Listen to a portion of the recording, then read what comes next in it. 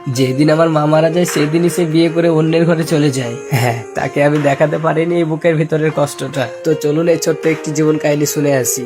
যখন আমার বয়স 5 বছর তখনও আমাদের ফ্যামিলির অবস্থাটা খুব একটা ভালো ছিল না। মানে আমার আব্বু কাজ করলে আমরা খেতে পেতাম, নয়তো খেতে পেতাম না। আর তখন আমার আব্বু রাজমিস্ত্রি কাজ করতো। সেই দিনও আমার আব্বু প্রতিনিয়তের মতো রাজমিস্ত্রি কাজে বেরিয়ে পড়ে, আর আমিও খাওয়া দাওয়া করে স্কুলে চলে যাই। তখন আমি ক্লাস 2 পড়তাম। আমি স্কুল থেকে বাড়ি এসে দেখি আমাদের বাড়ির সামনে অনেক লোকজনের ভিড়। আমি চমকে উঠলাম, আমাদের বাড়িতে আবার কি হলো। তারপর বাড়ি এসে দেখি আমার আব্বু আর এই দুনিয়াতে নেই। রাজমিস্ত্রি কাজে 5 তলা ভাড়া থেকে পড়ে গিয়ে মারা গেছে।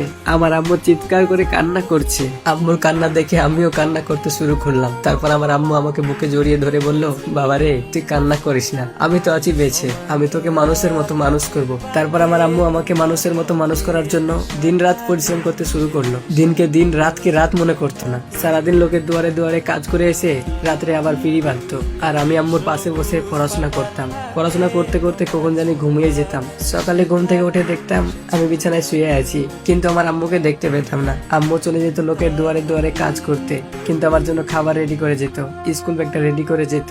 আসলে সত্যি কথা বলতে গেলে আমার আম্মুকে কখনো ঘুমাইতে দেখিনি, ঘুম থেকে উঠতে দেখিনি। এইভাবেই কেটে যায় 5 বছর। আমি যখন ক্লাস 7-এ পড়ি, পরীক্ষাতে অনেক ভালো রেজাল্ট করি, সব সাবজেক্টই A+। তারপর আমি অনেক খুশি হয়ে যাই। এরপর আম্মুকে বলার জন্য আমি দৌড়ে বাড়ি চলে আসি। তারপর দেখি আমার আম্মু কান্না করছে। আম্মুর কাছে গিয়ে জিজ্ঞেস করলাম, আম্মু কি হয়েছে, কান্না করছো কেন? তারপর আমার আম্মু বলল, কই বাবা, আমি তো কান্না করছি না, এই চোখে জানি কি একটা পড়েছে।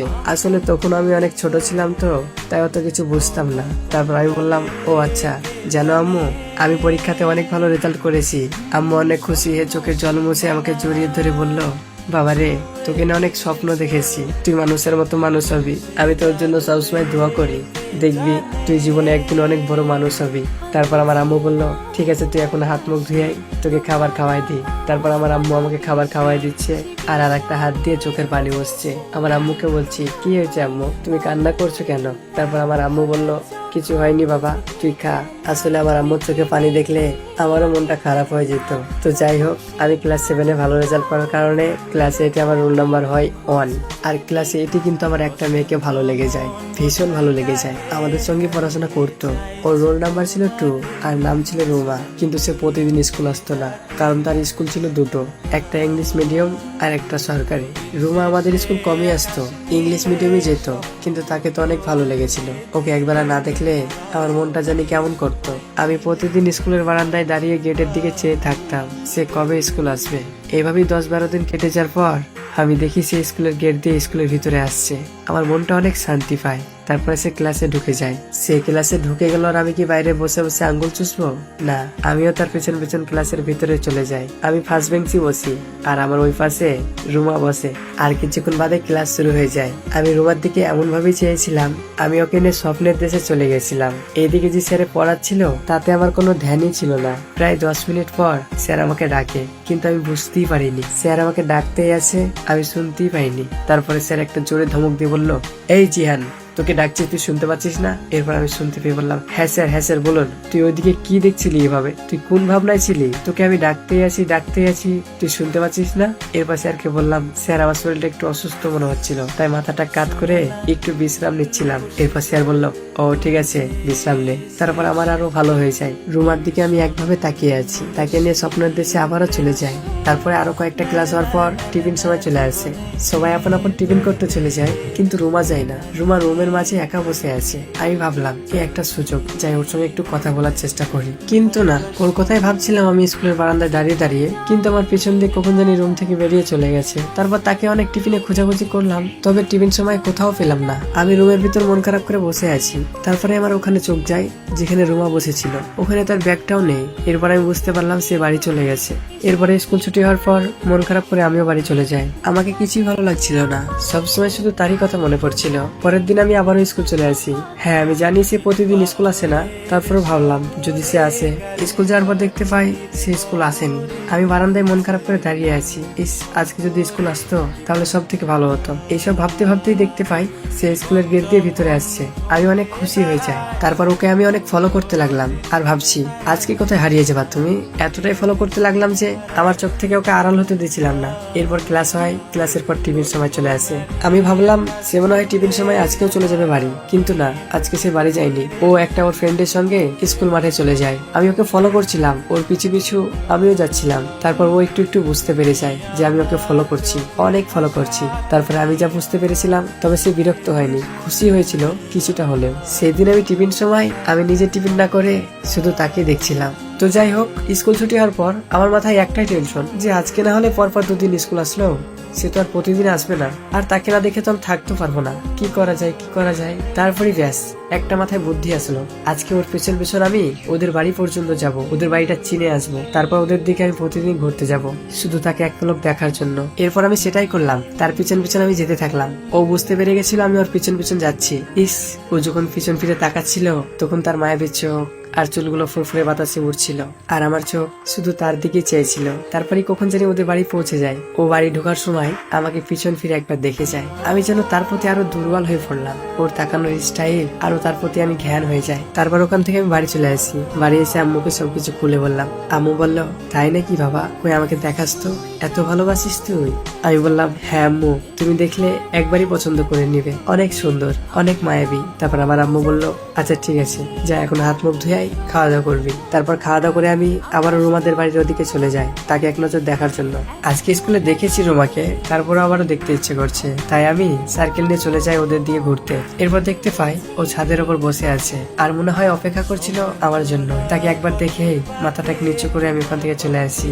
এইভাবে আমি প্রতিদিনই যেতাম, কিন্তু সাহস করে কখনো বলতে পারিনি যে তাকে অনেক ভালোবেসে ফেলেছি, তার মায়ায় জড়িয়ে গেছি। আমি যে প্রতিনিয়ত শুধু তাকে দেখার জন্য ওদের বাড়ির সামনে যেতাম, সেটা ওর প্রতি একসময় ভালোবাসা সৃষ্টি হয়ে যায়। এইভাবে প্রায় 2 বছর কেটে যায়। আমরা যখন ক্লাস 10-এ পড়ি।